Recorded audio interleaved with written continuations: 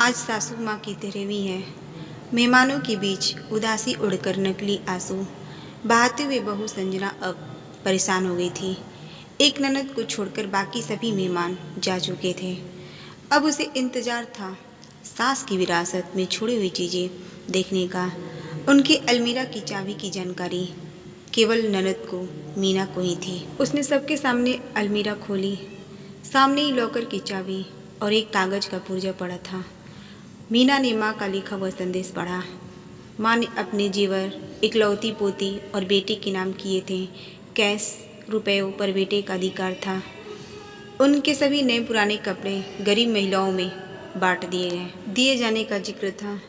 एक सीलबंद पैकेट था जिसको ऊपर एक पिन किए हुए कागज पर लिखा हुआ था, यह पैकेट बहू के लिए है, लेकिन वो इसे अपने बेटे मेरे पोते अनुज की शादी के 1 वर्ष बाद ही खोल सकेगी।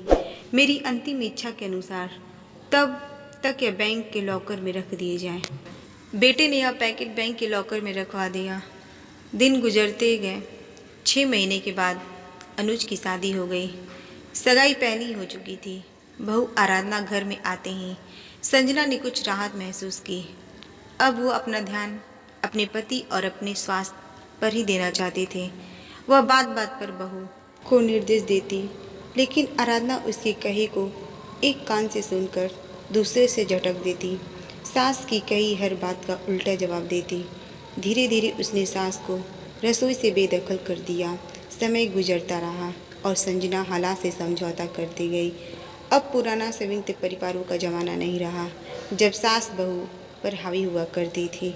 आज की बहुएं सास को अच्छा होने का मौका ही नहीं देती, बल्कि ऐसा माहौल पैदा कर देती है जिसे उसे बुरा साबित किया जा सके, और मौका मिलते ही पति को लेकर उड़ जाती हैं।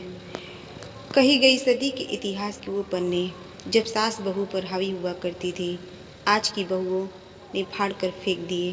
सास कितनी भी पढ़ी लिखी और समझदार हो, लेकिन बहू स्वतंत्र ही रहना चाहती है और इसके लिए जाल बुनती ही रहती हैं, और सास का नाम परिवार की सूची से मिटा देना चाहती है।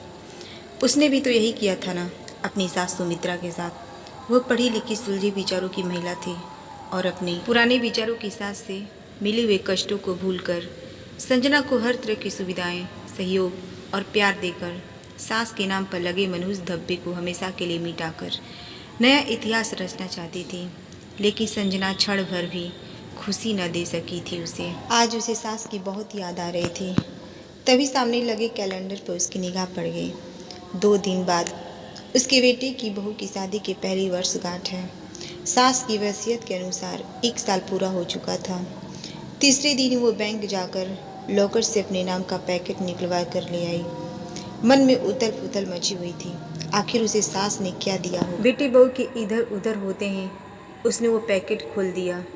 अंदर सास के तह किए हुए लगभग 1 दर्जन पुराने रुमाल थे और एक दूसरा पैकेट भी था।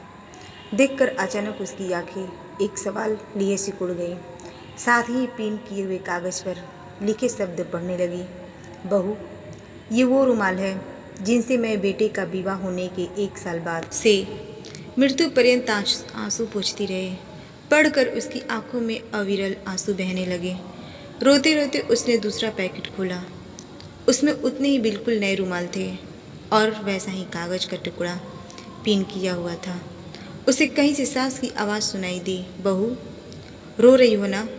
ये रुमाल तुम्हें अपने अंतिम सांस तक आंसू पोंछने के काम आएंगे। और उसने एक रुमाल उठाकर अपने आंसू पोंछ लिए।